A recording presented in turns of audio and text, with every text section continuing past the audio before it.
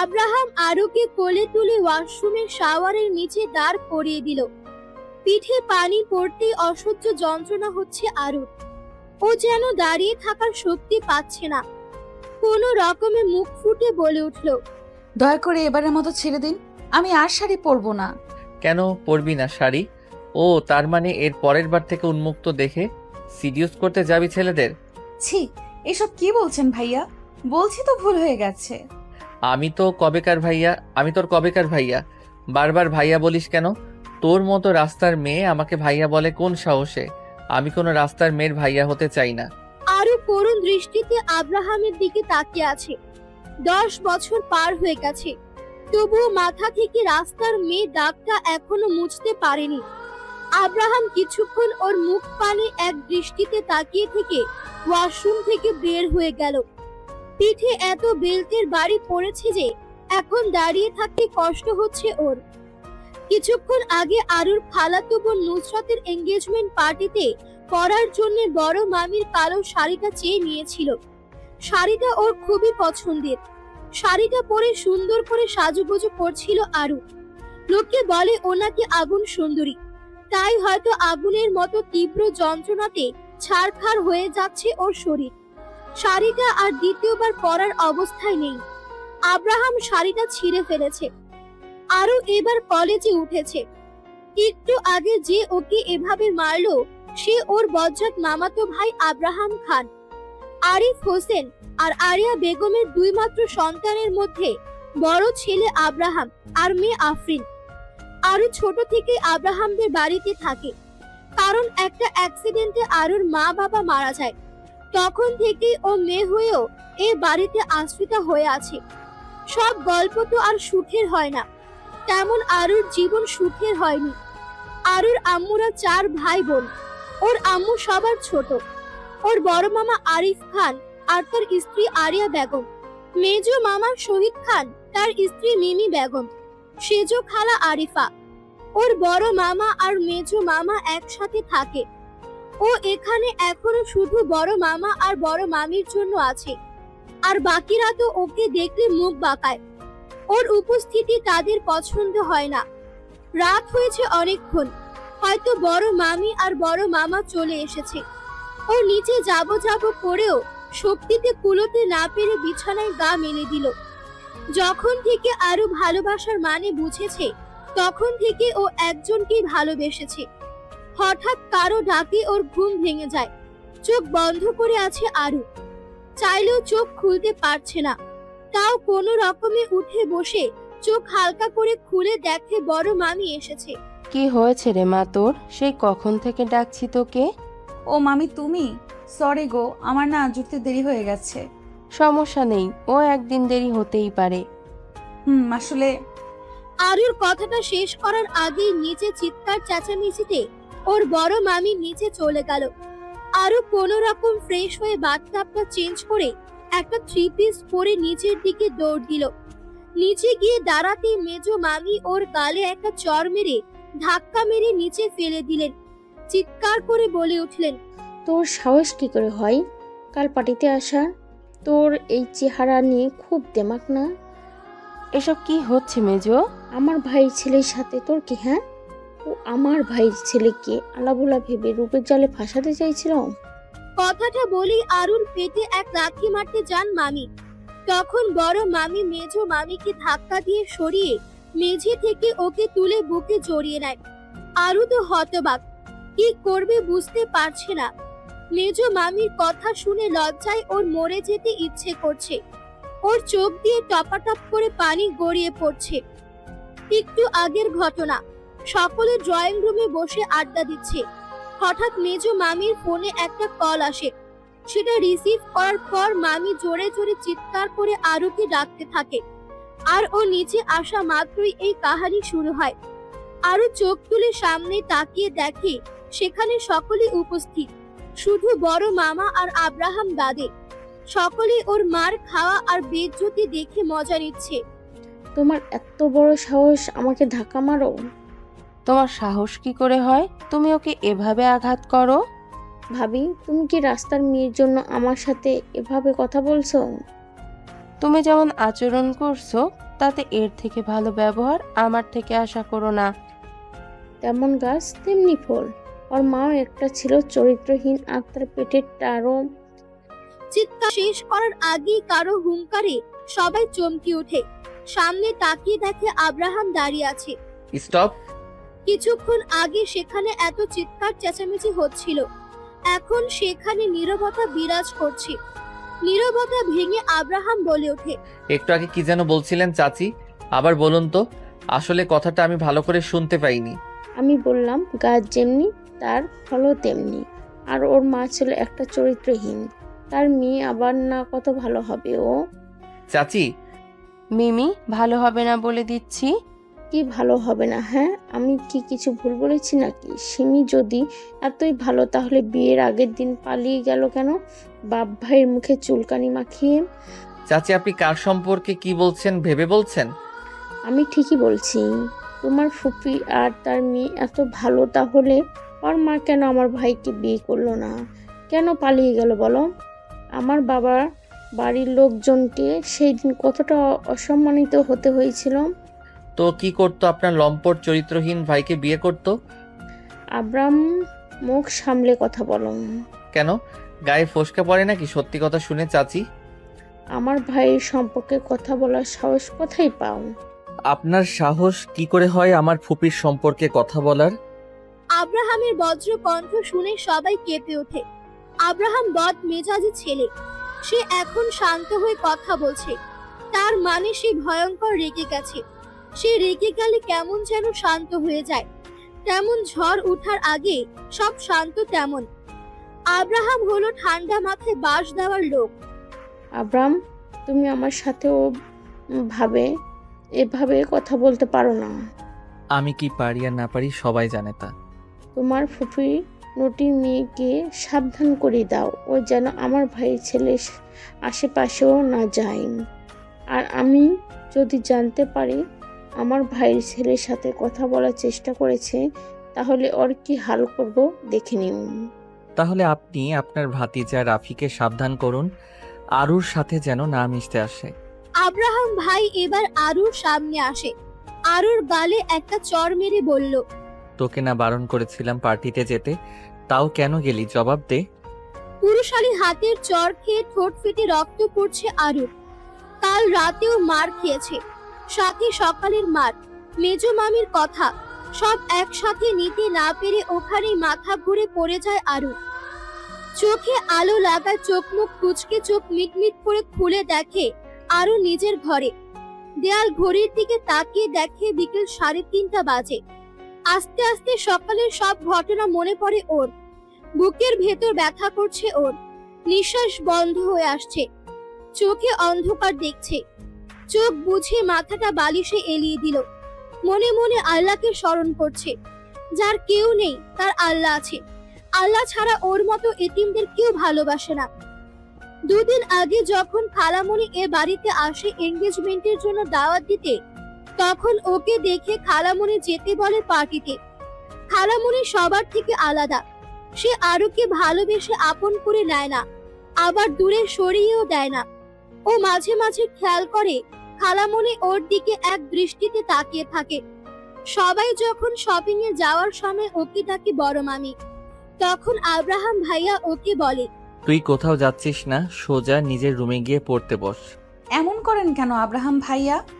এই তোর সাহস তো কম না, আমার মুখের উপর কথা বলিস। আব্রাহামও আসুক না আমার সাথে।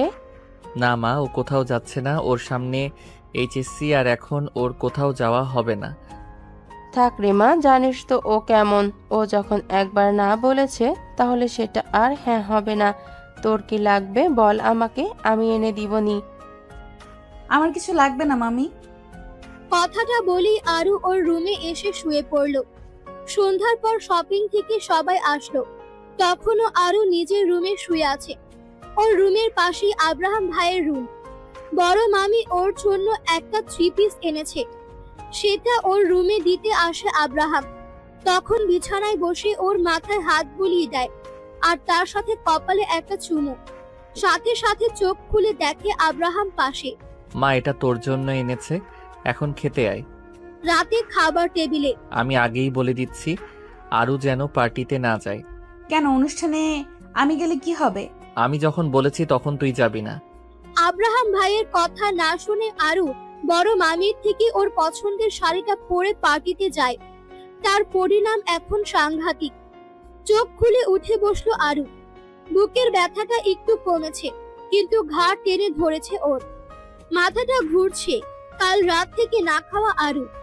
পেটের মধ্যে যেন ইঁদুর দৌড় দিচ্ছে। আরু নিচের ড্রয়িং রুমে এসে দেখে কেউ নেই, সবাই নিজের রুমে। ডাইনিং টেবিলে গিয়ে দেখে একটা প্লেটে খাবার রাখা আছে। সেটা টেবিলে বসে খাওয়া শুরু করলো। খাওয়ার মাঝে ঘাড়ে কারো হাতের স্পর্শে ভেতরটা কেঁপে উঠলো ওর। পিছে তাকিয়ে দেখে আব্রাহাম ভাইয়া। ভাইয়া, আপনি এখানে? আপনার কিছু লাগবে? আমার বাড়ি, আমি যেখানে খুশি যাব তার কৈফিয়ত তোকে দিতে হবে? আরে না, আমি ওভাবে বলিনি। আমি ফ্রেশ হতে যাচ্ছি, আমার জন্য এক কাপ কফি বানিয়ে আমার রুমে আয়। আরু খাওয়া শেষ করে আব্রাহাম ভাইয়ের জন্য কফি বানিয়ে তার রুমের সামনে গিয়ে দাঁড়ালো। ভেতরে যাওয়ার সাহস হচ্ছে না ওর। কি হয়েছে, ওখানে খাম্বার মতো দাঁড়িয়ে আছিস কেন? ভেতরে আয়। আসছি। কি হলো, কি এত ভাবছিস? কই, কিছুই না। কফিটা কি ঠান্ডা হওয়ার পর দিবি নাকি তাও দিবি না? আরুর হাত থেকে কফিটা নিয়ে কফিতে একটা চুমুক দিয়ে বলে উঠলেন, তোর যে সাবজেক্টগুলোতে সমস্যা আছে সেগুলো নিয়ে আয়। আব্রাহাম ভাইয়ার কথা শুনে আরুর মাথা ঘোরাচ্ছে। যে মানুষটা ওকে অপছন্দ করে সে নাকি ওকে পড়াবে। কথাটা মনে হতেই বুকের ধুকপুকানি বেড়ে গেল আরু। কি হলো, কি তোকে কি বললাম আমি? কি কি বললেন? এই তুই কি বইরা নাকি? আর তোতলাচ্ছিস কেন বেয়াদব? আসলে আমি ওর কথা শেষ হতে না হতেই বলে উঠলেন। তোর কোনো কথা শুনতে চাই না। বলেই কফির কাপটা ওর হাতে ধরিয়ে দিলেন। কফির কাপটা রেখে এসে বই নিয়ে আব্রাহাম ভাইয়ের ঘরে প্রবেশ করলো আরু। পড়া কমপ্লিট করতে করতে রাত 10টা বেজে গেল। আজ আরুর খুব খারাপ লাগছে। ও যে কেউ না এ বাড়ি তা সবাই চোখে আঙ্গুল দিয়ে বুঝিয়ে দিয়েছে। চেয়ার থেকে উঠে দাঁড়িয়ে জানালার কাছে গিয়ে দাঁড়ালো। বাইরে বৃষ্টি হচ্ছে। আকাশের মন খারাপ, তাই তার কষ্টগুলো পানির রূপে প্রকাশ করছে। কিন্তু ওর মনের কষ্টগুলো কিভাবে দূর করবে? জানালা দিয়ে বাইরে হাত বের করে একটা গান গাইতে শুরু করলো আরু। কারণ বাসায় কেউ নেই, সবাই নুসরাত আপুর বাসায় গেছে। তোর সাহস তো কম নয়, পড়াশোনা বাদ দিয়ে এখন গান বলছিস? হঠাৎ কারো কথা শুনে চমকে উঠলো আরু। বাসায় তো কেউ নেই, তাহলে কে কথা বলছে? পেছনে তাকিয়ে দেখে আব্রাহাম ভাইয়া ওর দিকে রাগী দৃষ্টিতে তাকিয়ে আছে। ভাইয়ার তাকানো দেখে ওর জানের পানি শুকিয়ে যাচ্ছে। আব্রাহাম ভাইয়া ওর কাছে এসে বলে উঠলেন, তোর পরীক্ষা কবে থেকে? 2 দিন পর থেকে। তা পরীক্ষার আগে মানুষ কি করে? পরীক্ষার আগে মানুষ পড়াশোনা করে। বুঝলাম, মানুষ পরীক্ষার আগে পড়ে। আর তুই কি করছিলি? আমি তো কি হলো? আমি তো বলেই আটকে গেলি কেন? কথাটা শেষ কর। হুঙ্কার দিয়ে কথাটা বলে উঠলেন আব্রাহাম ভাইয়া। তার কথা শুনে ওর ভয়ে হাঁটু কাঁপছে। আরুর চুপ করে থাকায় আব্রাহাম ভাইয়ার রাগ উঠে যায়।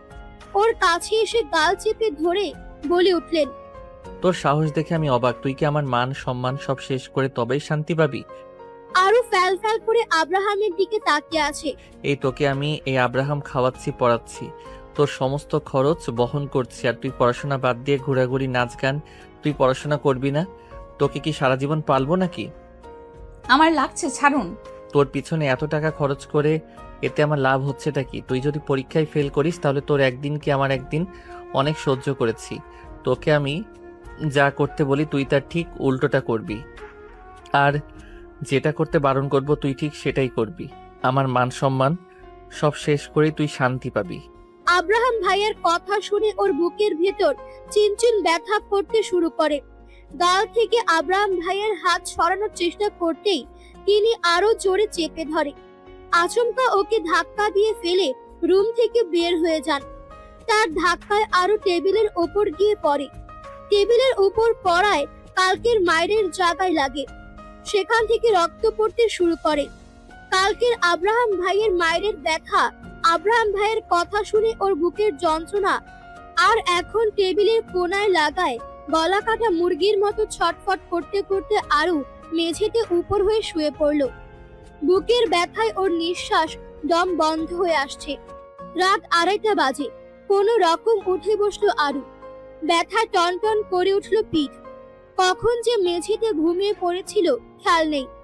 ধীরে ধীরে ওয়াশরুমে গিয়ে আয়নার দিকে তাকিয়ে দেখে চোখ মুখ লাল হয়ে গেছে। আব্রাহাম ভাইয়ের আঙ্গুলের ছাপ ওর গালে বসে গেছে।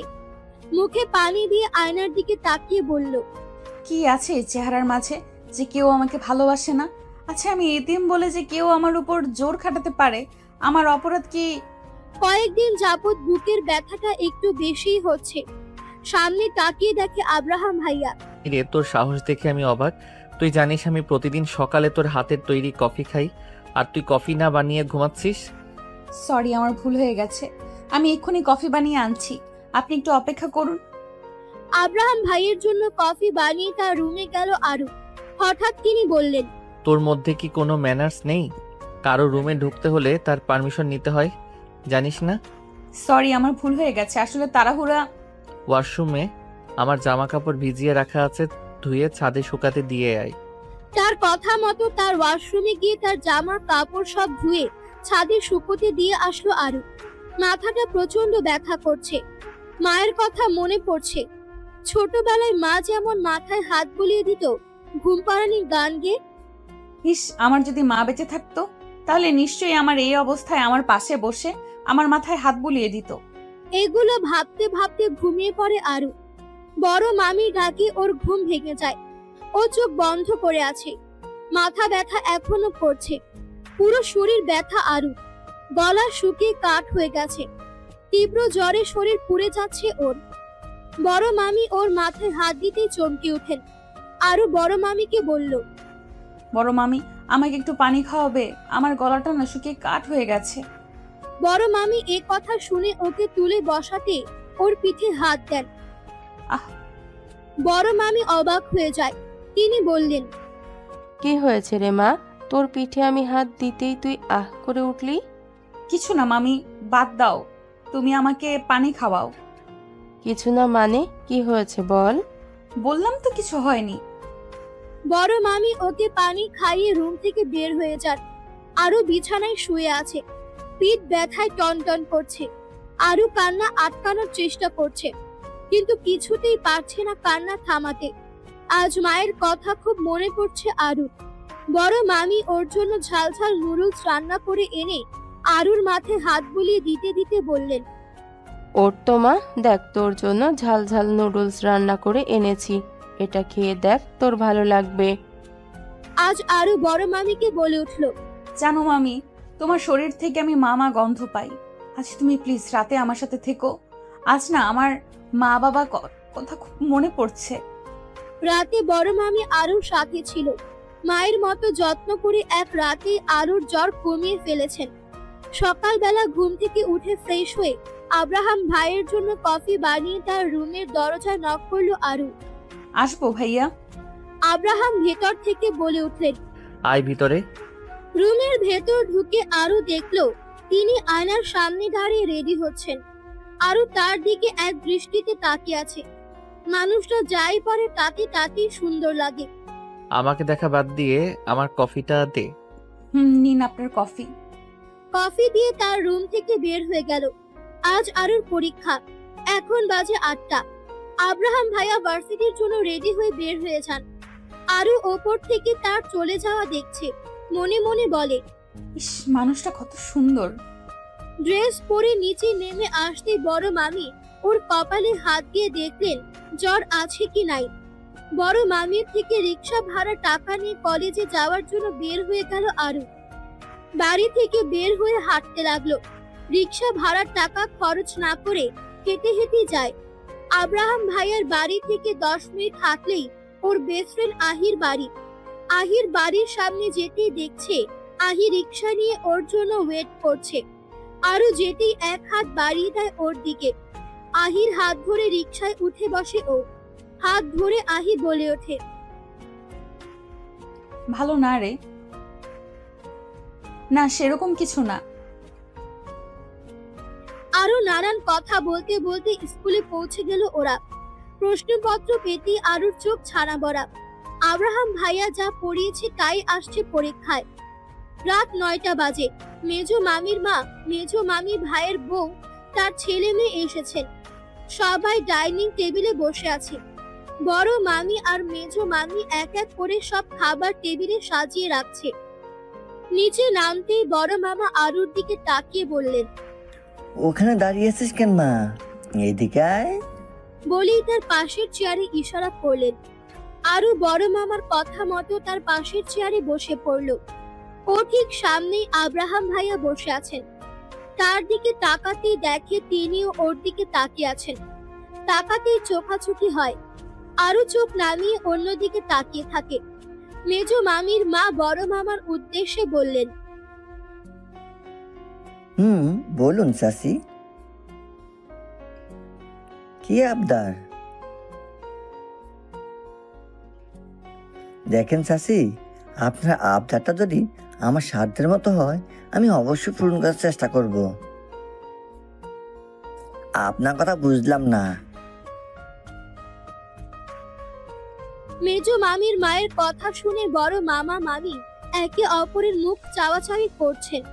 এদিকে আরুর কথাটা শুনে বুকে চিনচিন ব্যথা শুরু হয়ে গেছে। মেজো মামির মায়ের কথা শুনে বড় মামা বলে উঠলেন, ছেলে আমাদের যথেষ্ট বড় হয়েছে। বিয়ের মতো গুরুত্বপূর্ণ সিদ্ধান্ত সেটা আমার ছেলের মত না মেনে আমি বলতে পারছি না। মেজো মামি বলে উঠলেন, আমার ভাইজির সাথে আব্রামকে খুব ভালো মানাবে। আর রাইমা দেখতে শুনতে ভালোই, আব্রামের নিশ্চয় অপছন্দ হবে না রাইমাকে। কথাটা বলি আব্রাহাম ভাইয়ের দিকে সবাই তাকায় তার উত্তর শোনার জন্য। এদিকে আব্রাহাম ভাইয়া এক মনে খাবার খেয়ে যাচ্ছে। এদিকে যে তার বিয়ের বিষয় কথা হচ্ছে তাতে তার কিছু যায় আসে না। খাওয়া শেষ করে তিনি বললেন, আপাতত বিয়ের বিষয়ে আমি কিছু ভাবিনি। এখন তো আমার 26 বছর, আমি এখন বিয়ে করতে চাই না। আব্রাহাম ভাইয়ের কথা শুনে মেজো মামি বলে। মেজো মামির কথা শুনে আরুর বুকের ভিতর ধক ধক করছে। আব্রাহাম ভাইয়ের কথা শোনার অপেক্ষায় আছে ও। মেজো মামির মা বলে উঠলেন।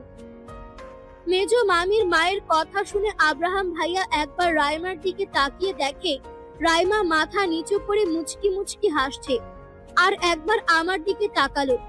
আরুর দিকে তাকাতেই আব্রাহামের বুক ধক করে ওঠে। আরু করুণ দৃষ্টিতে তাকিয়ে আছে আব্রাহামের দিকে। আব্রাহাম সবার দিকে একবার তাকিয়ে বলে ওঠে, আমার পছন্দের মানুষ আছে, তাকে ছাড়া আমি আর কাউকে বিয়ে করব না। বলেই তিনি চেয়ার থেকে উঠে দাঁড়িয়ে আরুর দিকে তাকিয়ে বললেন, তোর খাওয়া শেষ করে আমার জন্য কফি বানিয়ে আন। বলেই চলে গেল। আব্রাহাম ভাইয়ের চলে যাওয়ার পর মেজো মামির মা বলে উঠলেন। বড় মামি বললেন, দেখেন, বিয়েটা আমরা করব না, তাই আমাদের পছন্দ দিয়ে লাভ নেই। আব্রাহাম বিয়ে করবে কাকে সেটা তার একান্ত ব্যক্তিগত ব্যাপার। আর যেখানে আব্রাহাম মেয়ে পছন্দ করে গেছে সেখানে সে ওই মেয়েকে ছাড়া আর কাউকে বিয়ে করবে না। আমার ছেলে যাকেই বিয়ে করুক তাকে আমরা সাদরে গ্রহণ করব। বলেই তিনি চলে গেলেন। এদিকে আরু সেই একটা জায়গায় আটকে আছে। আমার পছন্দের মানুষ আছে, কথাটা কানে বারবার বাজছে। বুকের ভেতর জ্বলে যাচ্ছে। নিঃশ্বাস নিতে কষ্ট হচ্ছে। এমন মনে হচ্ছে নিঃশ্বাস আটকে মারা যাবে ও। কোনো রকমে উঠে রান্নাঘরে গিয়ে বেসিনে গিয়ে মুখে পানি দিচ্ছে। আব্রাহাম ভাইয়ের জন্য কফি বানিয়ে তার রুমে গিয়ে নক করে। ভেতর থেকে কোনো আওয়াজ আসছে না। তাই ভেতরে ঢুকে টেবিলের উপর কফির মগ রেখে ওর রুমে এসে দরজা লাগিয়ে বিছানায় শুয়ে পড়ে। এদিকে আব্রাহামের সাথে রাইমার বিয়ে কিভাবে দেওয়া যায় তার পরিকল্পনা চলছে। সেদিনের রাতের পর আজ 1 মাস আরু আর আব্রাহাম ভাইয়ের সামনে যায়নি। তার জন্য প্রতিদিন সকালে কফি বানিয়ে তা বড় মামির হাত দিয়ে পাঠায়। কাল আরু টেস্ট পরীক্ষা শেষ হয়ে গেছে। পরীক্ষার টেনশনে আরু এই কয়েকদিন ঘুম হয়নি। তাই কাল সারা রাত বসে গল্প লিখেছে ও। অনেক দিন হলো আরু নিজের আইডিতে যায়নি আর গল্প পোস্ট করেনি। আরু ক্লাস 9 থেকে ফেসবুকে গল্প পোস্ট করে ছদ্মনাম ব্যবহার করে। ও যে গল্প লিখে সেটা কেউ বুঝতে পারে না আর কেউ যেন চিনতে না পারে। অবশ্যই আহি জানে। তাই কাল সারা রাত ধরে গল্প লিখে আজ বেলা 11টায় ঘুম থেকে উঠে গল্পের একটা পর্ব চোখে দেখতে পাস না নাকি? অন্ধ তুই? আমি অন্ধ হতে যাব কেন? তাহলে আমার সাথে ধাক্কা খেলি কেন? নিচে পড়ে যাওয়ায় হাতে ব্যথা পেয়েছে আরু। উঠে দাঁড়িয়ে আব্রাহাম ভাইয়ের দিকে তাকিয়ে বলল, আমি না হয় খেয়াল করিনি, তাই বলে আপনি একটু খেয়াল করে হাঁটবেন না নাকি? এই কথা শুনে আব্রাহাম ভাইয়া বলে উঠলেন, এই তোর সাহস তো কম না? তুই আমার বাড়িতে থেকে আমার সাথে উঁচু গলায় কথা বলছিস? আরু তার কথার কোনো উত্তর না দিয়ে সেখান থেকে চলে এলো। ওর যাওয়ার দিকে অবাক চোখে তাকিয়ে থাকে আব্রাহাম। তিনি ভাবতেই পারেননি আরু তাকে ইগনোর করে চলে যাবে। আব্রাহাম তাড়াতাড়ি করে রুমে ঢুকে তার ভালোবাসার মানুষটির লেখা পড়ছেন মনোযোগ সহকারে। টেবিলে বসে নাস্তা করছে আরু। এমন সময় পেছন থেকে কে যেন ওর চোখ ধরে রাখে। আহি ছাড়, তোর স্পর্শ আমি ভালো করে অনুভব করতে পারি। তুই আজ আসবি কই? আগে তো বলিসনি। আহির কথা শুনে বড় মামি রান্নাঘর থেকে বেরিয়ে এসে বলে, কি হয়েছে রে? আর কে কার নামে মামলা করবে? আহি বলে ওঠে, আমি ওকে না বলে আসছি, তাই সে আমাকে অপমান করেছে, তাই আমি আরুর নামে মামলা করব। আহির কথা শুনে বড় মামি আর আরু হাসতে শুরু করে। ওদের হাসি দেখে আহিও হাসতে শুরু করে। হাসি থামিয়ে বড় মামি বলে উঠলেন, আজ কিন্তু এখানে দুপুরে থাকতে হবে, না করলে শুনবো না। আচ্ছা, থাকবো নি। খাবার খাওয়ার পর আরু আর আহি রুমে চলে আসে। দরজা বন্ধ করে আহি আরো গল্প করতে শুরু করে। তখন আহি বলে ওঠে, দোস্ত, তুই আজ ফাটিয়ে দিয়েছিস। তোর আজকের গল্পটা অনেক সুন্দর হয়েছে। শুধু আজকের গল্পটা ভালো হয়েছে, অন্য গল্পগুলো মনে হয় ভালো হয় না? আরে, আমি ওভাবে বলিনি। আরু, তোর লেখা সব গল্পগুলো সুন্দর। ও হ্যাঁ, যে কাজের জন্য আসছিলাম, সামনেই বইমেলা, তাই ভাবছি তোর এই নতুন গল্পটা বই বের করব। কিন্তু টাকা? আরে, এত টেনশন করছিস কেন গাধা? আমার এক কাজিন বই ছাপে, আমি তার সাথে কথা বলে রেখেছি। সে বই ছাপিয়ে দিবে, আর বইমেলাতে বইগুলো বিক্রি করে যত টাকা পাবো আমরা সেই টাকার 35% ভাইয়া নিবে, আর বাকি 65% টাকা তোর। কি বলিস কি? এটা কি সত্যি? রে পাগল, সত্যি। আহি আর আরু বসে আছে আহির কাজিন আসিফ চৌধুরীর সামনে। তিনি অবাক হয়ে আরুকে দেখছেন। তিনি বিশ্বাস করতে পারছেন না সে ফেসবুকের বিখ্যাত লেখিকা তার সামনে। অনেকক্ষণ বসে থাকতে থাকতে আহি বিরক্ত হয়ে যায়। সে বিরক্ত হয়ে বলে, কখন থেকে বসিয়ে রেখেছো, কিছু বলছো না কেন? কাল যে গল্পটা তোমার কাছে দিয়েছিলাম সেটা পড়েছো? তোমার পছন্দ হয়নি নাকি? কিছু বলছো না কেন? আহির কথা শুনে আসিফ একটু নড়ে চড়ে বসে। সে একবার আরুর দিকে তাকিয়ে আবার আহির দিকে তাকিয়ে বলে উঠলেন, আরে না, আমি আসলে ভাবছিলাম কি ভাবছিলে শুনি? আমি ভাবছিলাম এতটুকু বাচ্চা মেয়ে কিনা ফেমাস রাইটার। আসিফের কথা শুনে আরু একটু নড়ে চড়ে বসে বলে, কেন? আমাকে দেখে কি আপনার বাচ্চা মেয়ে মনে হয়? আরুর দিকে তাকাতে আসিফ দেখে আরুর চোখ নিচু করে তাকিয়ে আছে তার দিকে। আরুর তাকানো দেখে আসিফ একটা শুকনো ঢোক গিলে বলে ওঠে, না, আসলে আমি ওইভাবে বলিনি। তাহলে কিভাবে বলছো তুমি?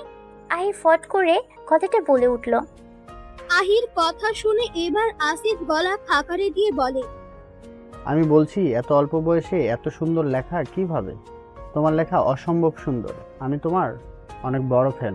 আমি ফেসবুকে তোমার গল্প পড়ি। আসিফের কথা শেষ হতেই আহি বলে, আমি বুঝতে পারছি তুমি ওর অনেক বড় ফ্যান। এই কথাগুলো বাদ দিয়ে মূল কথায় আসো। আসিফ বলতে শুরু করে, কাল যে গল্পটা আমাকে দিয়েছে সেটা আমি পড়েছি আর অনেক ভালো লেগেছে। আফটার অল আমাদের লেখিকা সাহেব এত সুন্দর করে লিখেন, আমি তো ফিদা হয়ে গেছি। আসিফের কথা শুনে আহি আর আরু একে অপরের মুখ চাওয়াচাওয়ি করে হেসে ওঠে। আহি বলে ওঠে, দেখতে হবে না কার বেস্টু? আহির কথা শুনে আসিফ বলে ওঠে, দেখতেই পাচ্ছি। আহি সাতচুন্নি বেস্টু। আসিফের কথা শুনে আরো ফিক করে হেসে উঠল। আর এদিকে আহি রাগী দৃষ্টিতে তাকিয়ে আছে আসিফের দিকে। আর এদিকে আরুর হাসি দেখে আহি আরো রেগে গিয়ে আসিফের চুল ধরে দেয় এক টান। চুলে টান লাগায় আসিফের ভোর কাটে। সে এবার চেঁচিয়ে বলতে শুরু করে, এই আহি সাতচুন্নি, ছাড় আমাকে। ছাড়বো না। তুমি আমাকে শাকচুন্নি বললা কেন? সাতচুন্নিকে সাতচুন্নি বলবো না তো কি বলবো? তুই তো পুরাই পেতনির মতো দেখতে। আসিফের কথা শেষ করতে আহি তার চুল আরো শক্ত করে টেনে ধরে। আসিফ চুল টানায় ব্যথা পেয়ে বলে ওঠে, থাম বোন থাম, তুই সাতচুন্নি না, তুই বিশ্ব সুন্দরী। ছাড়া দে বোন আমার, আমি আর কোনোদিন তোর পেছনে লাগতাম না। আসিফের কথা শুনে আহি আসিফের চুলগুলো ছেড়ে দেয়। আসিফ চুলগুলো ছাড়া পেতেই আরুর দিকে তাকায়। এতক্ষণ ওদের মারামারি দেখে আরো অবাক হয়ে তাকিয়েছিল তাদের দিকে। আরুর সামনে ছোট বোনের মার খেয়ে অনেক লজ্জা পায়। আহি আরুর দিকে তাকিয়ে বলে, আরে অবাক হোস না, এ আমার চাচাতো ভাই। আহির কথা শুনে আরো অবাক হয়ে যায়। তারা চাচাতো ভাই বোন, তার জন্য এভাবে কথা বলছিল একে অপরের সাথে। আসিফ বলে ওঠে, কিছু মনে করো না, যে ব্যাপারে কথা বলার জন্য তোমাকে ডেকেছিলাম। তোমার লেখা গল্প আমি ছাপাতে শুরু করছি আজ থেকেই। কতগুলো বই ছাপাবো এই ব্যাপারে জানানোর জন্য তোমায় ডেকেছি। আর 2 মাস পরেই তো বইমেলা শুরু। আমি কি বলবো বলেন? আমি তো এর আগে বই ছাপাতে দেইনি। এটাই আমার প্রথম গল্প যেটা বই আকারে ছাপা হবে, তাই এ সম্পর্কে আমার কোনো ধারণাই নেই। তুমি তো বই ছাপাও, তোমার তো একটা আইডিয়া আছে কতগুলো বই ছাপানো লাগবে? আমি মনে করি কমপক্ষে 1 লাখ বই ছাপানো লাগবে, কারণ আরশি আহমেদের লেখা গল্প প্রথম বই আকারে আসছে। আর পাবলিক কি বসে থাকবে? আসিফ ভাইয়ের কথা শুনে আরুর মাথা ঘুরছে। 1 লক্ষ বই ছাপানো লাগবে। এতগুলো বই ছাপাতে তো অনেক খরচ। তা তো হবেই। বই আকারে বের করলে বইয়ের মোট পেজ থাকবে 235টি। বইয়ের দাম 230 টাকা করে বিক্রি করতে হবে। তার মধ্যে 35% আমাকে দিবা। এই বইগুলো গোটা বাংলাদেশে বইমেলাতে বিক্রি করা হবে। আমাদের লোক প্রতিটি জেলায় এই গল্পের বই সেল করবে। তুমি জাস্ট আমাদের এখানে বইমেলায় বিকেলে গিয়ে একটু করে ঘুরে আসবে। তুমি রাজি তো? আসিফ ভাইয়ার কথায় রাজি হয়ে যায়। এরপর থেকে আহিদের বাসার উদ্দেশ্যে রওনা দিলাম। আরু, আহি আর আসিফ ভাইয়া। আরু আমার কফি দিয়ে যা। কথাটা বলি রুমে এসে শুয়ে পড়ল আব্রাহাম। আজ অনেক ক্লান্ত হয়ে গেছে সে। কফি খেয়ে তারপর ফ্রেশ হবে। অনেকক্ষণ হয়ে গেছে, এখনো আরু কফি আনছে না দেখে ওর অনেক রাগ উঠছে। একে দিয়ে কোনো কাজ ঠিক মতো হবে না। এবার কিছুটা জোরে বলে উঠল, আরু কফি দিয়ে যা। কখন তোকে কফি দিতে বলেছি, শুনতে পাসনি আমার কথা? বলে ওয়াশরুমে গেল ফ্রেশ হতে। আরুর অপেক্ষায় থাকলে আর ফ্রেশ হওয়া লাগবে না। ফ্রেশ হয়ে এসে দেখে যে এখনো কফি আনেনি। এটা দেখে ওর অনেক রাগ উঠে গেছে। যেই না রুম থেকে বের হতে যাবে, দেখে মা আসছে কফির মগ নিয়ে। তাই বাইরে না গিয়ে বিছানায় বসলো। মা ওর হাতে কফি দিতেই বলে উঠল, মহারানী কোথায়? ও কখন ওকে কি কফি দিতে বলেছি এখনো দেইনি। ওর অনেক দেমাগ হয়ে গেছে না? আরু বাড়িতে নেই। কি বললে? আরু বাড়িতে নেই? কোথায় গেছে ও? আরু আহিদের বাসায় আছে। কখন গেছে ও? বিকালে। বিকালে গেছে? এখন রাত 8টা বাজে। মহারানীর এখনো বাসায় আসার সময় হয়নি, কখন আসবে? আজ আসবে না, 2 দিন থাকবে। আহি আসছিল আরুকে নিতে। মেয়েটা কোথাও যেতে পারে না, তাই থাকুক না 2 দিন, তাতে ওরও মাইন্ড ফ্রেশ হবে। সামনে পরীক্ষা, আরও এখন বেড়ানো লাগাইছে। পরীক্ষা তো কি হয়েছে? কি হয়েছে মানে? পড়াশোনা বাদ দিয়ে ও এখন বেড়াবে? আমার আরু অত গাধা স্টুডেন্ট না যে রাত দিন 24 ঘন্টাই তাকে পড়তে হবে। হ্যাঁ, তোমার আরু কত ব্রিলিয়েন্ট স্টুডেন্ট তা আমার জানা আছে। আব্রাহামের মা আর কথা না বাড়িয়ে চলে গেলেন। লাইভে আজ প্রথমবার ফেমাস রাইটার আরশি আহমেদ। ইতিমধ্যে 50,000 মানুষ লাইভ দেখছে। আজ প্রথমবার ফেমাস রাইটার আরশির কণ্ঠ শুনতে হাজার হাজার মানুষ জড়ো হচ্ছে লাইভে।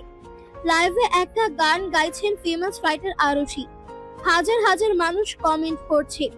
সবাই অনেক প্রশংসা করছে তার গান শুনে। অন্ধকার রুমে বসে লাইভ করছেন আরুষি। তাকে দেখার জন্য ব্যাকুল হয়ে আছে তার ফলোয়াররা, বারবার তাকে অনুরোধ করছে। তখন তিনি জানান এবার বইমেলায় তার বই আসছে আর তিনি এবার বইমেলায় যাবেন। এই কথা শুনে সবার মনে একটা খুশির ঝলকানি দেখা যায়। লাইফ থেকে বের হয়ে যায় আরুষি, ওরফে আমাদের নায়িকা আরু। বা দোস্ত, তুই আজ ফাটিয়ে দিয়েছিস। আমি ভাবতেও পারিনি তুই এত ভালো গান গাইতে পারিস। সত্যি বলছিস? দোস্ত, আমি তো ফিদা হয়ে গেছি। সে ভাবতে পারেনি তার প্রিয় মানুষের কণ্ঠস্বর এত সুন্দর, সে তার জান পাখিকে দেখতে পাবে। একবার শুধু তোমাকে পাই আমার খাঁচায় বন্দি করে রাখবো। অনেক জ্বালিয়েছো আমায়, তোমার জন্য কত যে রাত আমার নির্ঘুম পার করতে হয়েছে সেটা আমিই শুধু জানি। এই উঠতো আহি, আর কত ঘুমাবি বলতো? আর একটু জান। আরেকটু করে 1 ঘন্টা হয়ে গেল, তাও তোর ওঠার সময় হচ্ছে না। উঠছে। থুর, ঘুমোতে দিবি না বুঝতে পারছি আমি। উঠ, কখন থেকে ডাকছি, 12টা বাজে, আর কত ঘুমাবি? আরুর কথা শুনে আহি ফ্রেশ হয়ে আরু আর আহি নিচে যায়। হঠাৎ ফোনের দিকে তাকিয়ে দেখে বড় মামার কল রিসিভ করতেই ওপাশ থেকে বলে ওঠে, আরু কি করছিস মা? আমি বসে আছি মামা। তুই তাড়াতাড়ি বাসায় আয় তো মা। কেন, কিছু হয়েছে বাড়িতে? না রে, কিছু হয়নি, তুই বিকেলে চলে আসিস। ওকে। আচ্ছা, সাবধানে আসিস। কি হয়েছে রে? কে কল দিয়েছে? বড় মামা কল দিয়েছিল। কি বললো কল দিয়ে? আমাকে বিকেলে বাড়িতে যেতে বলল। কাল আসলি আর আজকে তো তোকে যেতে দিয়েছি না। আমাকে তো যেতেই হবে রে। বাড়িতে এসে যে ভয়ঙ্কর কিছুর মুখোমুখি হতে হবে ভাবতে পারেনি আরু। যে মেজো মামি তার ভাইয়ের ছেলের সাথে কথা বলার জন্য ওর গায়ে হাত তুললো, সেই তার ভাতিজা রাফির সাথে আরুর বিয়ে ঠিক করেছে, তাও ওর মতামত ছাড়া। আহির বাড়ি থেকে এ বাড়িতে ঢুকতেই ও অবাক। বাড়িতে অনেক মানুষ, বেশিরভাগ মানুষ ওর অপরিচিত। আমাকে বসার ঘরে দাঁড়িয়ে থাকতে দেখে মেজো মামি আমার হাত ধরে সামনে নিয়ে গিয়ে বলে, এ তো আমার আরও এসে গেছে। মেজো মামির কথা শুনে আরো অবাক। তিনি আবারও বলে উঠলেন, এ আমাদের রাফির হবু বউ। মেজো মামির কথা শুনে ওর মাথা ঘুরছে। কি বলে এসব? চারিদিকে এত মানুষের ভিড়ে শুধু বড় মামা মামিকে খুঁজছে আরু, তাদের কাউকে দেখতে পাচ্ছে না। ও কিছু বলতে যাবে তার আগে মেজো মামি আমার হাত ধরে টেনে নিয়ে রুমে এসে দরজা লাগিয়ে দিল। আমি বলে উঠলাম, তুমি বাইরে কি সব বলেছিলে? কি সব বলছিলাম? তুমি বললে কেন আমাকে দেখিয়ে এটা রাফির হবু বউ? যা সত্যি তাই বললাম। তোর সাথে রাফির বিয়ে আজ রাতে। কি বলছো তুমি? আমি এই বিয়ে করব না। মেজো মামি ওর গাল চেপে ধরে বলে উঠলেন, মায়ের মতো যদি তুই এবার কিছু করিস তো তোকে জানি মেরে দিব। ভালোই আমার কথা শুনে এই বিয়েটা করে নি। বলি রুম থেকে বের হয়ে বাইরে থেকে দরজা লাগিয়ে দিল। আমি বিয়ে করব না মামি, তোমার পা ধরি, আমি এই বিয়ে করব না। বলি দরজা ধরে বসে পড়লো আরু। ওর চোখ দিয়ে টপ টপ করে পানি গড়িয়ে পড়ছে। ওর চোখের সামনে আব্রাহাম ভাইয়ের চেহারা ভাসছে। আমার বুকের ভেতর যন্ত্রণা হচ্ছে। আমি তাকে সত্যি সত্যি হারিয়ে ফেলবো। আল্লাহ তুমি রহম করো তোমার এই এতিম বান্দার উপর। বড় মামি তুমি কোথায়? আমাকে বাঁচাও আমায়। বিয়ে পড়ানোর 1 মিনিট আগে কেউ চিৎকার করে বলে ওঠে, এই বিয়ে হবে না। সবাই সামনে তাকিয়ে দেখে আব্রাহাম বাড়ির ভেতরে ঢুকে সামনে এগিয়ে আস্তে আস্তে কথাটা বলে। বিয়ের ভরা আসরে আব্রাহাম ভাইয়া আমার গালে এক থাপ্পড় মেরে বলে ওঠে, তোর সাহস কি করে হয় আমার বাচ্চার পেটে নিয়ে অন্য কাউকে বিয়ে করার? আব্রাহাম ভাইয়ের কথা শুনে বিয়ে বাড়ির সবাই কানা ঘুষা শুরু করে দিয়েছে। এদিকে এত কিছু হয়ে যাচ্ছে, ওর কোনো খেয়াল নেই। আব্রাহাম ভাইয়ের হাতে থাপ্পড় খেয়ে তার দিকে এক দৃষ্টিতে তাকিয়ে আছে। এদিকে মেজো মামির মাথায় যেন আকাশ ভেঙে পড়ল। তিনি বলে উঠলেন, কি বলছো তুমি আব্রাম? আমি ঠিকই বলছি, আরও আমার বাচ্চার মা হতে যাচ্ছে। কি সব বাজে বাজে কথা বলছিস? তোর মাথা ঠিক আছে? অবশ্যই আমার মাথা ঠিক আছে। বরং তোর মাথা ঠিক নেই, তার জন্য আমার বাচ্চার মাকে তুই বিয়ে করতে চাইছিলি। আমি বিশ্বাস করি না যেই আব্রাহাম আরুকে দেখতে পারে না তার বাচ্চা কিনা আরুর পেটে। তোর বিশ্বাস করা না করা এতে আমার কিছুই যায় আসে না। আরও আমার স্ত্রী, আর আমি বেঁচে থাকতে কিভাবে তুই আরুকে বিয়ে করবি? আব্রাহামের কথা শুনে বাড়ির সবাই একে অপরের মুখ চাওয়াচাওয়ি করছেন। মেজো মামি বলে উঠলেন, আরু তোমার বউ, আর প্রমাণ কি? আব্রাহাম ভাইয়া 2 পাতা পেপার রাফির হাতে দিতেই রাফি অবাক হয়ে তাকায়, একবার কাগজের দিকে, একবার আব্রাহাম আরুর দিকে। ফুফি তুমি তো বলেছিলে আরু ভার্জিন, তাহলে ও কি করে আব্রাহামের বাচ্চার মা হতে যাচ্ছে? তুই বিশ্বাস কর বাবা, আমি জানতাম না এ মুখ পুরি তলে তলে এইসব নষ্টামি করবে। চাচি মুখ সামলে কথা বলেন, যার ব্যাপারে কথা বলছেন সে আমার বিবাহিতা স্ত্রী। আব্রাহামের হুঙ্কারে সবাই চমকে উঠে। শান্ত স্বভাবের ছেলেটা হঠাৎ এমন রেগে যাওয়ায় সবাই চমকে ওঠে। আরুর কেমন মাথা ঘুরছে, ও সব ঝাপসা দেখছে। এমন করতে করতে মাথা ঘুরে পড়ে গেল আরু। আরুকে এভাবে পড়ে যেতে আব্রাহাম সহ বাড়ির সবাই অবাক হয়ে তাকিয়ে আছে। আব্রাহাম দৌড়ে আরুর কাছে এসে নিচে হাঁটু গেড়ে বসে আরুর মাথা নিজের কোলে নিয়ে গালে হাত দিয়ে হালকা করে থাপ্পড় দিয়ে বলে, এই আরু কি হয়েছে তোর? তাকা আমার দিকে। এই আমি এসে গেছি। ঢং দেখে জান বাঁচে না। সবাই যখন ওর আসল সত্যটা জেনে গেছে তখন ঢং করে শুরু করেছে। আব্রাহাম মায়ের উদ্দেশ্যে বলে, তুই তো মেডিকেলে পড়ছিস, তুই একটু দেখ না ওকে। আমি দেখছি, তুমি টেনশন কইরো না। আমি টেনশন না করে কি করব বল, ওর এই অবস্থা। মায়া আরুর পালস চেক করে। আরুর পালস খুব আস্তে আস্তে চলছে। মায়া আরুর প্রেসার চেক করে দেখে প্রেসার অনেক কম। আর রিপোর্ট অনুযায়ী যেহেতু আরু প্রেগনেন্ট, এতে মায়া অনেক ভয় পেয়ে যায়। সে আব্রাহামের উদ্দেশ্যে বলে, ভাই, আমার খুব টেনশন হচ্ছে। আরুর অবস্থা ভালো না, ওর পালস রেট খুব আস্তে আস্তে চলছে, প্রেশারও অনেক কম। ওকে এই মুহূর্তে হসপিটালে নিয়ে যেতে হবে, না তো যে কোনো সময় যে কিছু হতে পারে। মায়ার কথা শুনে আব্রাহামের দুনিয়া থমকে গেছে। ওর কানে বাজছে আরুর অবস্থা ভালো না, ওকে হসপিটালে নিয়ে যেতে হবে, না তো যে কোনো সময় যে কোনো কিছু হয়ে যেতে পারে। ও তাড়াতাড়ি করে আরুকে কোলে তুলে বাইরে ছুটে যায়। বাড়ির সবাই একে অপরের সাথে আলাপ করে। কি দিন এলো রে, বিবাহিত আর এক বাচ্চার মাকে নিয়ে টানাটানি করে। জানিস না এর মাও বিয়ের দিন পালিয়ে গেছিল, আর মেয়ে তো একা একা বিয়ে করে নিয়েছে। আরু নামে সিমির ভাগের সব সম্পত্তি আছে, আর মিমি তো আরুকে পছন্দ করে না। ওই সম্পত্তির জন্য ওর ভাইয়ের ছেলের সাথে জোর করে বিয়ে দিয়েছিল। আমারও তাই মনে হচ্ছে। এদিকে আরুর মেজো মামির টেনশনে মাথা ফেটে যাওয়ার উপক্রম। তিনি এত সুন্দর প্ল্যান করলেন, আব্রাহাম সব ভেস্তে দিল। আরে বজ্জাত আরু দেখতে ভোলাবালা আর পেটে পেটে শয়তানি। সে যে বিয়ে করে নিয়েছে সেটা তিনি ঘুণ অক্ষরেও টের পাননি। তিনি রাগে চোটে রুমের জিনিসপত্র ভাঙচুর করছে। তার অতগুলো টাকা হাতছাড়া হয়ে গেল। এখন তার আরুকে খুন করতে ইচ্ছে করছে। তিনি প্ল্যান করে রাফির সাথে আরুর বিয়ের কথা তুলেন আরুর বড় মামা মামির কাছে। তিনি সকালবেলা আরুর বড় মামা মামির কাছে এসে বলে, আমার কিছু কথা ছিল আপনাদের সাথে।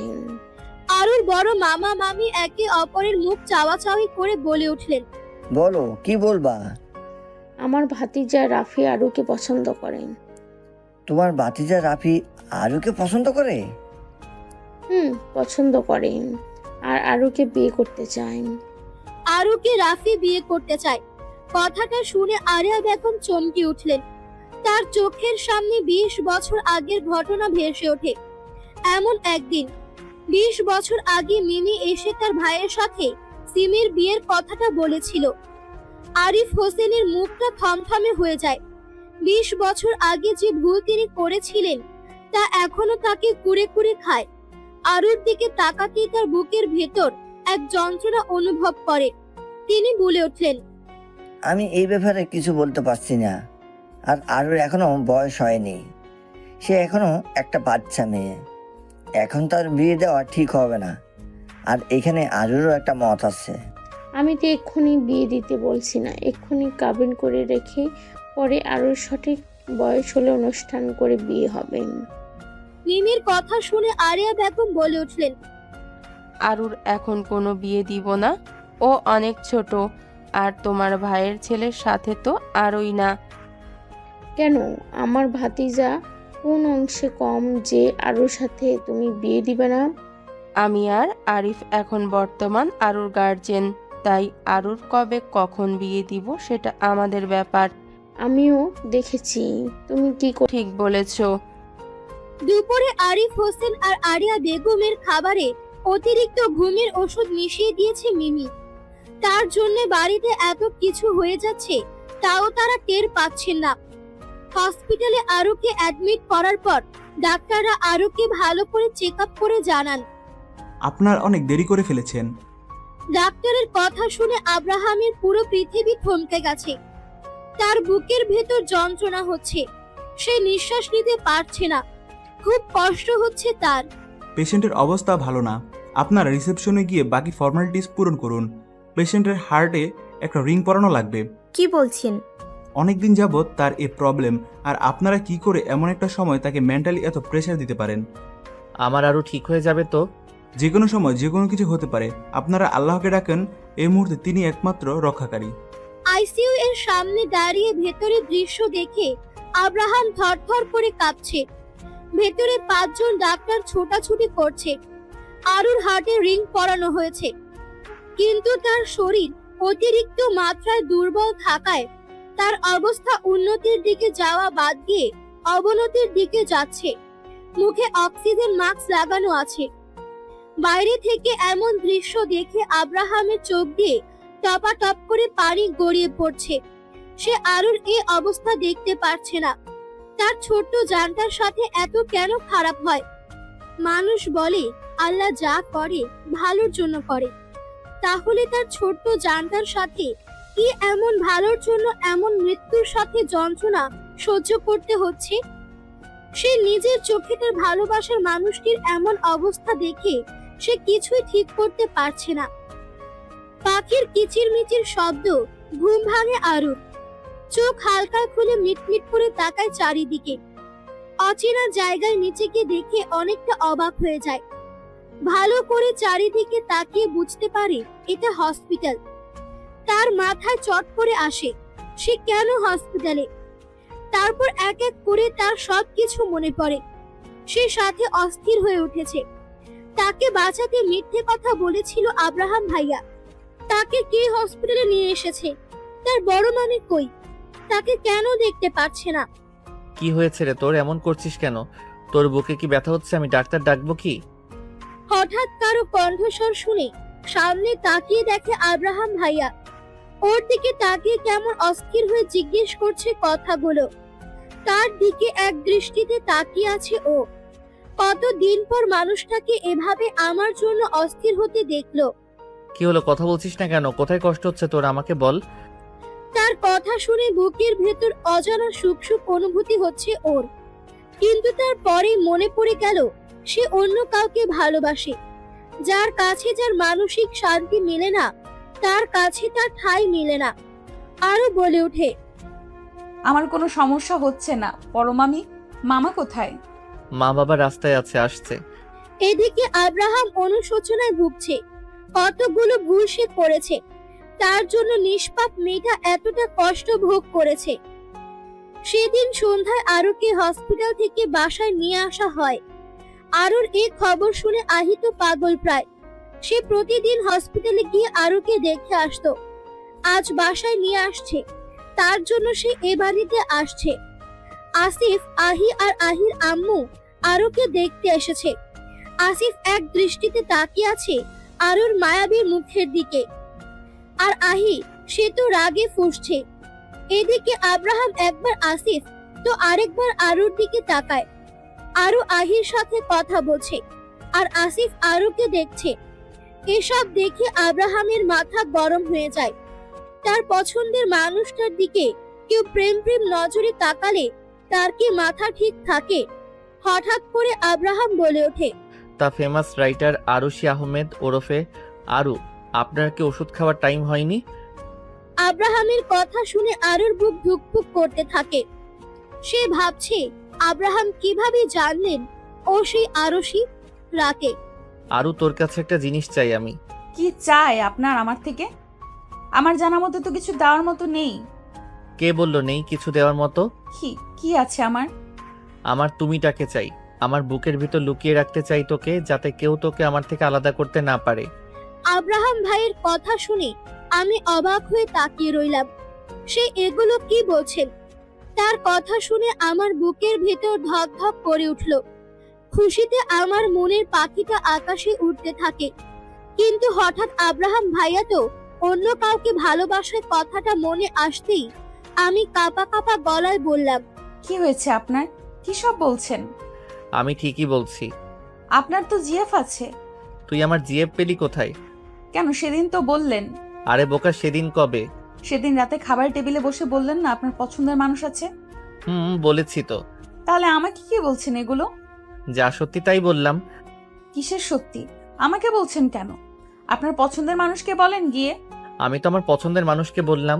কই, আপনার পছন্দের মানুষকে বললেন? আপনি তো আমাকে বললেন। তোকে গাধা কি আর এমনি এমনি বলি? আব্রাহামের কথা শুনে আরো অনেক রেগে যায়। কখন থেকে আব্রাহাম তাকে গাধা বলছে। তার ইচ্ছে করছে এক ঘুষি মেরে আব্রাহামের নাক ফাটিয়ে দিতে, কিন্তু আফসোস সেটা সে কখনো করতে পারবে না। কেটে গেছে 2 মাস। এখন ফেব্রুয়ারি মাস চলছে। হালকা শীত শীত লাগছে সবার। আরুর ফাইনাল পরীক্ষা শুরু হয়ে গেছে। কাল বইমেলা, 21শে ফেব্রুয়ারি। আরু কাল বইমেলাতে যাবে। এই 2 মাসে অনেক পরিবর্তন এসেছে আব্রাহামের মধ্যে। সে আর আরুর সাথে খারাপ ব্যবহার করে না, আরুর সাথে মেশার চেষ্টা করে, আরুকে অনেক কেয়ার করে। কিন্তু এই কেয়ার করা দেখে আরুর ভেতরটা জ্বলে যায়। তার প্রতি আব্রাহামের এত কেয়ার করা দেখে মনে পড়ে এই মানুষটাকে এত চেয়ে পেলাম না, আর অন্যদিকে কেউ না চেয়েও পেয়ে যাবে। এত এত কেয়ার ওই মেয়েটা পাবে। তার শখের পুরুষের শরীরে অন্য কারো শরীর মিশে থাকবে। তার ভালোবাসার মানুষটার পাশে অন্য কেউ থাকবে। সে কি করে সহ্য করবে এসব? কাল রাতে ছাদে আব্রাহামের কথা শুনে আরুর কেমন যেন লাগছে। রাত 11টা বেজে 12 মিনিট। আরিফ হোসেন কেমন হাঁসফাঁস করছেন। তিনি আব্রাহাম আর আরুকে ডেকে পাঠান তার রুমে। আরু আর আব্রাহাম আসতেই আরিফ হোসেন আরুর হাতটা নিজের হাতের মুঠোয় নিয়ে বলে, পারলে আমাকে ক্ষমা করে দিস রে মা। কোথাও না কোথাও আমি দায়ী তোর এই অবস্থার জন্য। এসব কি বলছেন মামা? আমার কলিজার টুকরা বোনটি তার বড় ভাই এর উপর আকাশ সমান কষ্ট আর অভিমান নিয়ে আমাকে কথাটা বলেছিল। হারিয়ে গেলে খুঁজবে না তো? আরু অবাক হয়। আমি তার কথাটা আমলে নেইনি। তখন যদি বুঝতাম আমার বোন আর আমার কাছে ফিরবে না, আমার জীবন থেকে এতটা দূরে সরে যাবে, আমি ভাবতেই পারিনি। আগে যদি ভাবতাম তাহলে তোর মা আমার উপর অভিমান নিয়ে চলে যেত না। আমি ভাই হতে পারত, আমি ভাই হতে ব্যর্থ। কথাটা বলেই তিনি কেঁদে ফেললেন। তার ভুলের জন্য তার ছোট বোন তার থেকে আলাদা হয়ে গেল। তিনি যদি ঠান্ডা মাথায় ভাবতেন, সে ছেলেটির সাথে কথা বলতেন, তার বোনের ভালোবাসাটা মেনে নিতেন, তাহলে তো এত কিছু হতো না। তিনি নিজেই ভালোবেসে বিয়ে করেছিলেন, তাহলে তার বোনের বেলায় এমন করলেন কেন? এক সময় কান্না থামিয়ে বলল, তোর কি আমার উপর ভরসা আছে? এতটুকু বিশ্বাস রাখ, আমি যা করব তোদের ভালোর জন্য। কথাটা বলে আব্রাহাম আর আরুর দিকে তাকিয়ে থাকেন। আরু একটু নড়ে চড়ে বসে বলল, আমি জানি তোমরা যা করবে আমার ভালোর জন্য। আমি চাই তোকে আব্রাহামের বউ করতে। কথাটা শুনে আরুর মাথা ঘুরছে। বড় মামা এসব কি বলছেন? আব্রাহাম ভাইয়ের সাথে বিয়ে, তাও আবার আরুর? এটা কিভাবে সম্ভব? আব্রাহাম ভাইয়ের দিকে তাকাতেই দেখে তিনি ওর দিকে তাকিয়ে আছেন। ও তাকাতেই চোখাচোখি হয়ে গেল। আব্রাহাম, তোমার কি কোনো আপত্তি আছে আরুকে বিয়ে করতে? না, আমার কোনো আপত্তি নেই আরুকে বিয়ে করতে। আব্রাহাম ভাইয়ের কথা শুনে আরু চমকে ওঠে। আব্রাহাম ভাইয়া ওকে বিয়ে করতে রাজি। ও কি স্বপ্ন দেখছে? এতক্ষণ বড় মামি ওদের কথা শুনছিলেন। এবার বড় মামি বললেন, আরও তোর কি কোনো আপত্তি আছে? থাকলে বল, কেউ কিচ্ছু বলবে না তোকে। আমার কোনো আপত্তি নেই। তোমরা যখন আমার ভালোর জন্য বিয়ে দিতে চাচ্ছ, এতে আমার কোনো আপত্তি নেই। আরুর কথা শুনে আব্রাহাম বলে ওঠে। বিয়ে আজ এক্ষুনি হবে। কথাটা শুনে আরু চমকে যায়। এখন বিয়ে, তাও এত রাতে? আব্রাহাম ভাই কি পাগল? আরিফ হোসেন বলেন। এত রাতে বিয়ে করবা? কাজে কোথায় ভাবা? আরিফ হোসেন কথা শুনে আব্রাহাম মুচকি হেসে বলল। সব ঠিক করে রাখা আছে, তুমি শুধু পারমিশন দাও। আব্রাহামের মা আব্রাহামকে বলে। ওকে, তুই কাজে নিয়ে আয়। কথাটা শেষ হওয়ার আগেই কাজী আর নীরব, আফিফ এরা রুমে এই মেয়েটার ফালতু কথা শুনে। এই মেয়েকে কিভাবে বোঝাবো আমি তাকে কতটা চাই? ভুল তো আমারই, আর আমাকে শুধরাতে হবে। আরু সামনে গিয়ে তাকে বলল। শুনেছি বিয়ের রাতে বউ ঘোমটা দিয়ে বসে থাকে আর বর এলে তাকে সালাম দেয়, আর তুই? তাই আরু তো তাকে সালাম দেয়নি, তাড়াতাড়ি করে সালাম দিল। আসসালামু আলাইকুম। ওয়ালাইকুম আসসালাম। বলেন না আপনি কেন আপনার পছন্দের মানুষকে বিয়ে না করে আমাকে বিয়ে করলেন? কে বললো আমি আমার পছন্দের মানুষকে বিয়ে করিনি? হ্যাঁ, তার মানে আপনি এর আগেও বিয়ে করেছেন? তাহলে আমার জীবনটা কেন নষ্ট করলেন? আমি আমার ভালোবাসার মানুষকে বিয়ে করেছি, আর আমার সে ভালোবাসার মানুষটা হচ্ছে তুমি। আমি অবাক হয়ে তাকিয়ে রইল ওনার দিকে। কি বললেন তিনি? আরু তার পছন্দের মানুষ, তার ভালোবাসার মানুষকে সত্যি বোঝে নাকি মিথ্যা? সত্যি বলছেন নাকি মজা করছেন? তোর কি মনে হয় আমি মিথ্যা কথা বলছি? আরু এক দৃষ্টিতে তাকিয়ে আছে ওনার দিকে। মানুষটা এত সুন্দর কেন? কালো রঙের শার্ট আর ছাই কালারের ট্রাউজার পরে আছে। মানুষটা যাই পরে তাকে তাকেই সুন্দর লাগে। ওর দেখা পৃথিবীতে সবচেয়ে সুদর্শন পুরুষ তা হলো আব্রাহাম ভাইয়া।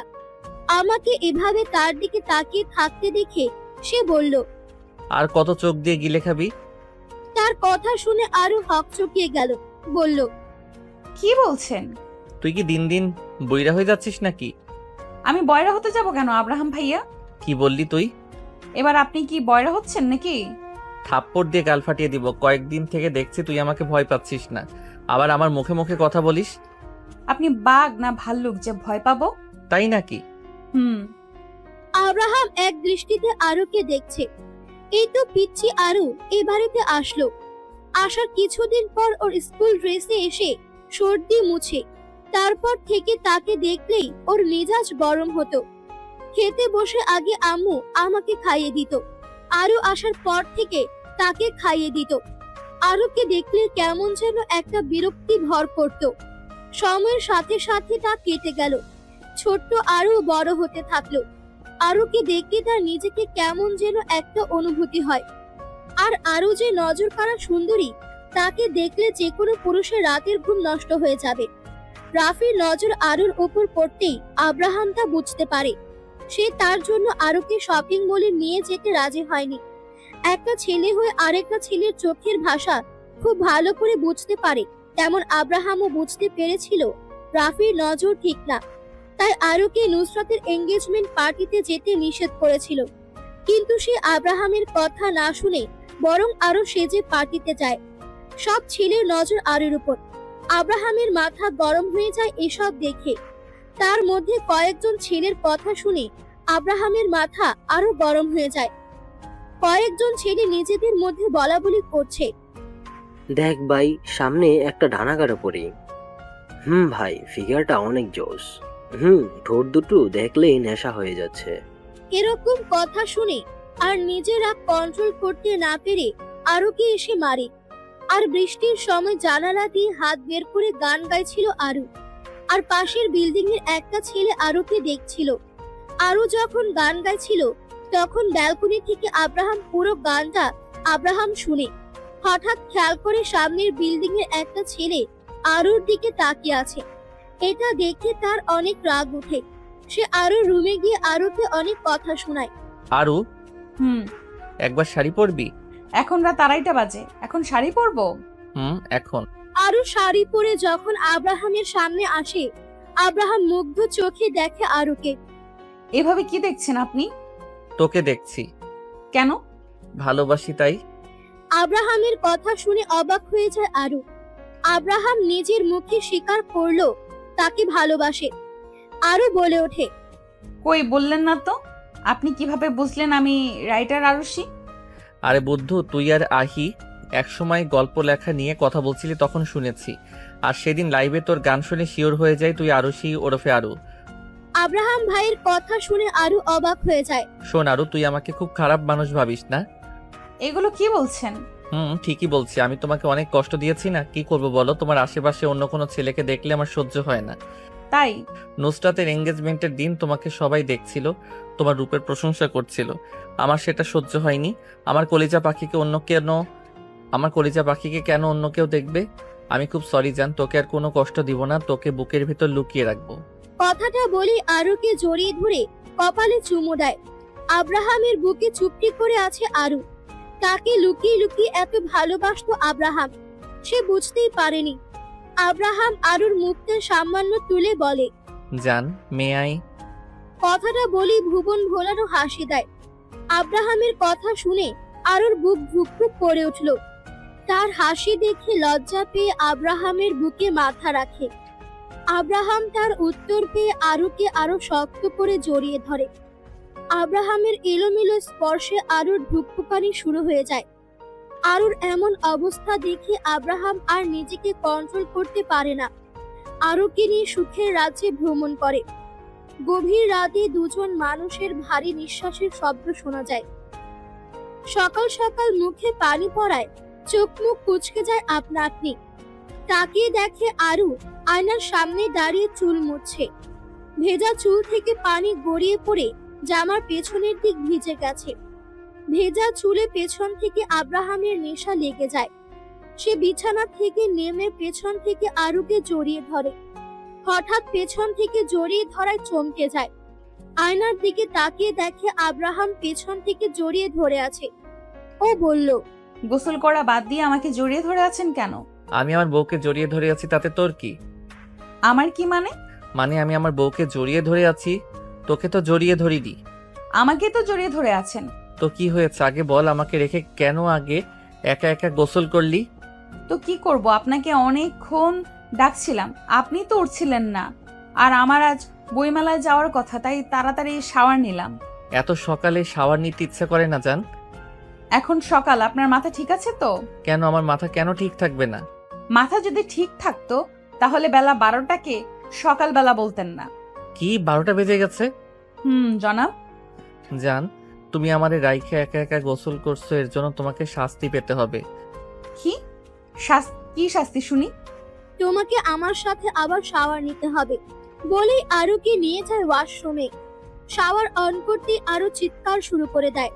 সে মনে করেছে আব্রাহাম তার সাথে মজা করছে, কিন্তু সত্যি সত্যি তার সাথে শাওয়ার নিতে হবে ভেবেই লজ্জায় লাল হয়ে যায় আরু। আরুকে লজ্জা পেতে দেখে আব্রাহাম আরুকে জড়িয়ে ধরে কানের কাছে মুখ লাগিয়ে ফিসফিস করে বলে, কাল রাতে এত কিছু করলাম লজ্জা ভাঙানোর জন্য, এখন দেখি আমার জানের লজ্জা এখনো যায়নি। আব্রাহামের কথা শুনে আরো লজ্জা পেয়ে আব্রাহামের বুকে মুখ লুকায়। আব্রাহাম আরুর এত লজ্জা দেখে আবারও আগের মতো আরুর কানে মুখ লাগিয়ে ফিসফিস করে বলে ওঠে, কাল যেহেতু লজ্জা ভাঙাতে পারিনি, তাহলে আজ ভাঙাই। বলেই আরুকে কাতুকুতু করতে শুরু করে। আরু আর আব্রাহাম বইমেলায় এসেছে। আরু এই প্রথম বইমেলায় এসে মুগ্ধ হয়ে দেখছে চারিদিকে শত শত মানুষ ভিড় করেছে এই বইমেলায়। কেউ কেউ তাদের পছন্দ মতো বই কিনছে, আবার কেউ তার ভালোবাসার মানুষটিকে মেলায় ঘুরতে নিয়ে আসে। আব্রাহাম আরুর হাতটা আরো শক্ত করে ধরে সামনের দিকে এগিয়ে যেতে থাকে। আরুর আজ নিজেকে খুব সুখী মানুষ মনে হচ্ছে। তার আগে ইচ্ছে হতো আব্রাহামের সাথে মেলায় ঘুরতে যেতে, আজ তা পূরণ হলো। নিজের বরাদ্দকৃত দোকানে গিয়ে দাঁড়াতেই সে চমকে যায়। তার লেখা বই কেনার জন্য লাইন দিয়ে সব দাঁড়িয়ে আছে। হঠাৎ পেছন থেকে কেউ একজন আরুর চোখ চেপে ধরে। আরু প্রথমে ভয় পেয়ে যায়, পরে বুঝতে পারে এটা আর কেউ নয়, আহি। তাই আরু আহির উদ্দেশ্যে বলে, আমি জানি তুই আমার চোখ ধরে আছিস। আহি চোখ ছেড়ে দিয়ে সামনে এসে বলে, এই বারবার তুই কিভাবে বুঝে যাস আমি তোর চোখ ধরি? তুই ছাড়া আর কে আছে আমার যে আমার চোখ ধরবে? তাই বুঝতে পারি তুই আমার চোখ ধরিস। কথাটা বলেই দুজন খিলখিল করে হেসে উঠল। হাসি থামিয়ে আব্রাহামের দিকে তাকিয়ে বলে ওঠে, আসসালামু আলাইকুম দুলা ভাই, কেমন আছেন? ওয়ালাইকুম আসসালাম, ভালো আছি। তুমি? আমিও ভালো আছি। এটা কিন্তু ঠিক হলো না। কি ঠিক হলো না? আমি কত প্ল্যান করে রেখেছিলাম আরুর বিয়েতে অনেক মজা করব, কিন্তু আমি কিছুই করতে পারলাম না। খুব সরি গো শালিকা আমার। আব্রাহামের কথা শুনে আরু আর আহি হাসতে লাগে। আরু কাল বিয়ের আগে আহিকে জানিয়ে দেয়। বিয়ে পড়ানোর সময় বলে, তোমার এত বড় সাহস, তুমি আমার নামে মামলা করছো? সাহসের কি দেখলেন আপনি? আপনি কি ভেবেছিলেন আমার বাবা মাকে ঘুমের ওষুধ খাইয়ে আরুকে জোর করে আপনার ভাতিজার সাথে বিয়ে দিতে? আবার আমার ফুপিকে মারার জন্য আপনি বাসের অ্যাক্সিডেন্ট করান। আপনার দিকে তাকাতেও আমার ঘেন্না করে।